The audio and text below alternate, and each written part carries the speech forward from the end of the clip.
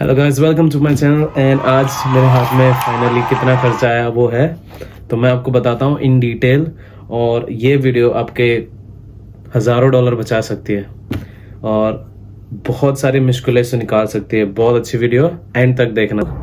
और welcome to my new vlog. And मेरी गाड़ी अभी आ चुकी है रिपेयर होके, और अभी मैं मेरे घर के बाहर खड़ा हूँ। जस्ट गाड़ी लेके आया हूँ तो देख रहा हूँ कि सब कुछ ठीक तो है, नीचे से सब अच्छे से तो किया है। ये मेरा हाउसमेट है, उनसे बाद में मुलाकात कराएंगे। फ़िलहाल गाड़ी दिखाता हूँ कैसे रिपेयर किया। तो यहाँ से पूरी रिपेयर हो गई है, जैसे कि आप देख सकते हो। अच्छे से कलर भी किया है, पहले से तो ज़्यादा अच्छी दिख रही है। बस यहाँ पे जो ये डेंट है वो पता नहीं अभी मेरे से हुआ है, तो मैं वो नॉर्मली पता नहीं कैसे ऐसे ही रखूँगा।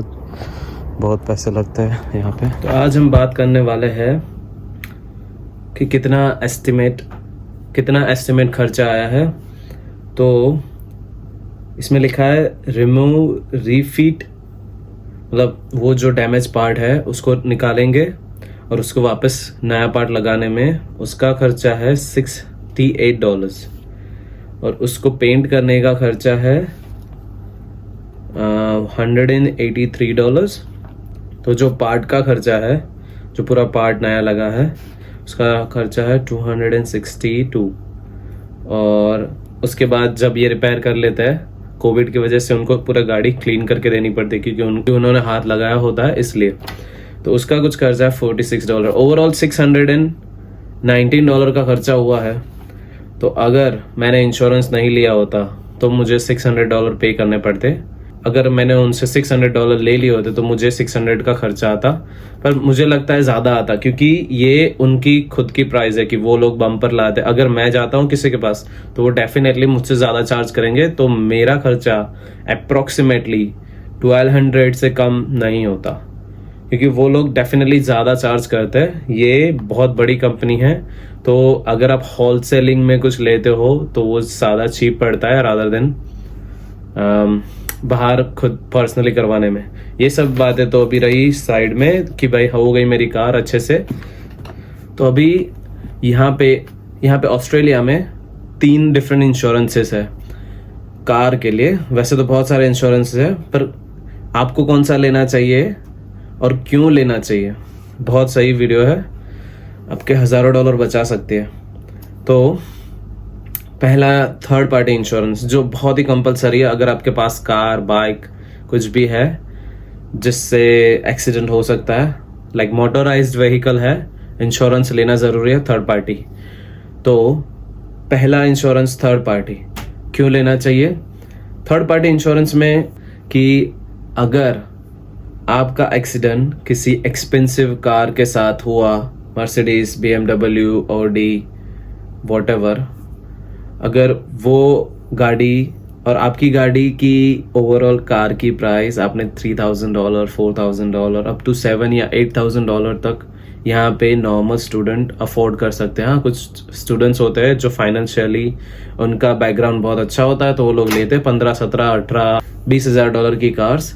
तो क्या होता है कि आप, मेरी कार की वैल्यू मैंने कार ली थी 5,000 में मैंने कार ली थी, और उसका रजिस्ट्रेशन और ओवरऑल खर्चा आया था कुछ 5,500। ओवरऑल मेरी कार इतने की है। अगर मैं कोई एक्सपेंसिव कार है, जैसे कि लग्जरियस कार है, वो है रास्ते में खड़ी और मैंने उसको हिट किया है, तो क्या होगा कि अगर मेरे पास थर्ड पार्टी इंश्योरेंस नहीं है, मेरे पास कोई इंश्योरेंस नहीं है, तो मुझे उसका खर्चा पे करना पड़ेगा। उसका खर्चा मुझे इंश्योरेंस को पे करना पड़ेगा, क्योंकि उनके पास इंश्योरेंस होता है। तो वो लोग क्या करेंगे कि वो इंश्योरेंस कंपनी मुझ पे केस करेगी या कुछ करेगी, जिससे मुझे ये सारा ये मेरे पे डेप्थ आ जाएगा। फिर जितना भी डैमेज हुआ है, समझ लो कि कोई अच्छी सी कार है, समझ लो ओडी जा रही है, तो मैंने उसके बम्पर पे हिट किया है, तो उसका बम्पर शायद ज़्यादा खर्चा या ज़्यादा ज़ोर से हिट लगा है, तो 3,500, 4,000, 5,000, 10,000, और क्या कभी इतना आ गया खर्चा तो मुझे वो चुकाना पड़ेगा $3,000। अगर मेरे पास थर्ड पार्टी इंश्योरेंस है तो मेरी गाड़ी में जो डैमेज आया होगा वो मुझे कराना होगा, बट थर्ड पार्टी मतलब उसकी कार में जो भी डैमेज आया वो मेरी इंश्योरेंस कंपनी भरेगी, तो उसका टेंशन नहीं है। तो यहाँ पे थर्ड पार्टी इंश्योरेंस इसलिए ज़रूरी है, तो थर्ड पार्टी इंश्योरेंस बहुत ही ज़रूरी है। सेकेंड इंश्योरेंस आता है कॉम्प्रिहेंसिव।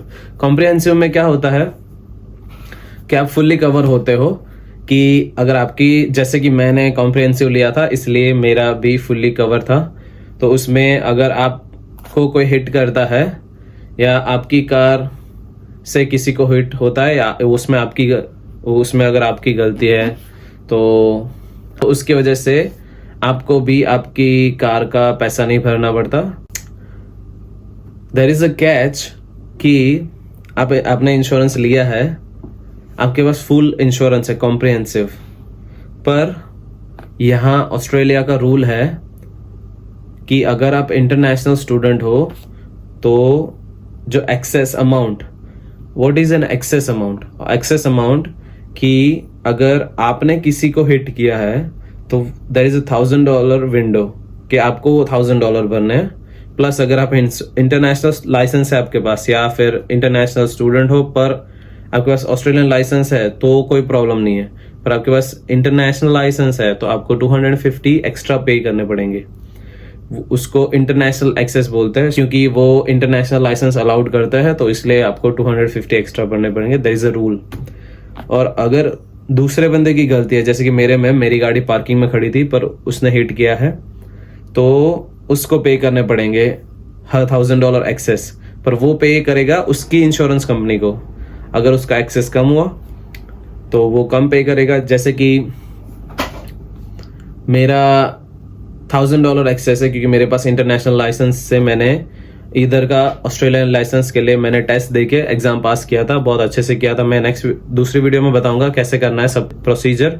अगर आपको जानना है तो कमेंट करो, तो मैं उसके लिए भी एक्स्ट्रा वीडियो बनाऊंगा। तो अगर आपकी गलती नहीं है तो आपको $1,000 नहीं भरने हैं, पर अगर आपकी गलती है तो आपको $1,000 भरना है, प्लस अगर इंटरनेशनल लाइसेंस है तो $250 भी भरने हैं। तो ये था पूरा इंश्योरेंस का। तो मैंने एक किस्सा सुना था जिसमें एक बंदा एक मर्सिडीज को राउंड अबाउट पे हिट करता है। जो कार वो चला रहा था उन दोनों का इतना बुरा एक्सीडेंट होता है कि दोनों की कार राइट ऑफ हो जाती है। What is the right of means?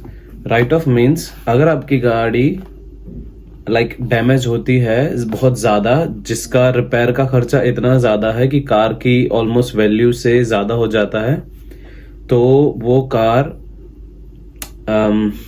रैकर्स क्या करते हैं, वो कार गवर्नमेंट रैकर्स को दे देती है और उसके सारे पार्ट्स अलग करके सेल होते हैं।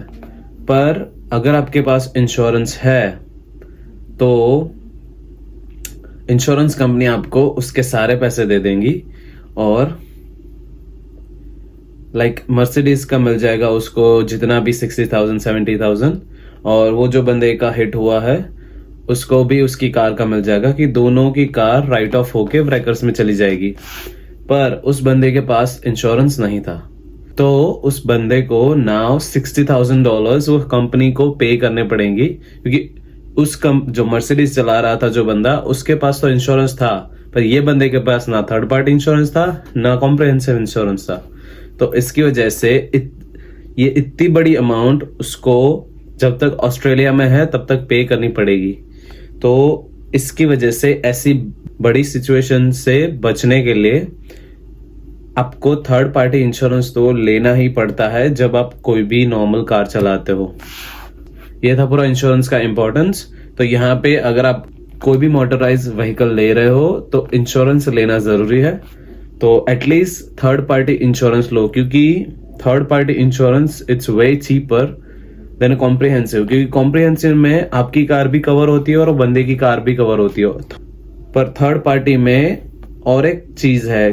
पर यहाँ पे ऑस्ट्रेलिया में ज्यादा से ज्यादा लोग टेल गेट का मतलब क्या होता है कि जोर से पीछे से हिट करना, कि आपकी कार अगर अचानक से ब्रेक मार रही है तो आप दूसरी कार आपको अगर जोर से हिट करेगी और आपके पास सिर्फ थर्ड पार्टी इंश्योरेंस है तो आप कवर्ड हो।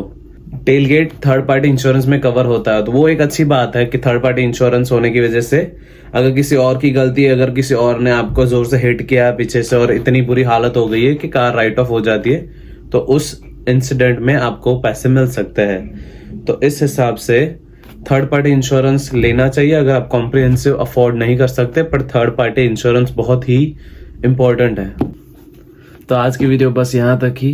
Please like, comment and subscribe, और कमेंट में आप बताइए और कौन सी वीडियो चाहिए। तो तब तक के लिए ड्राइव सेफ, मिलते हैं नेक्स्ट वीडियो में। पीस।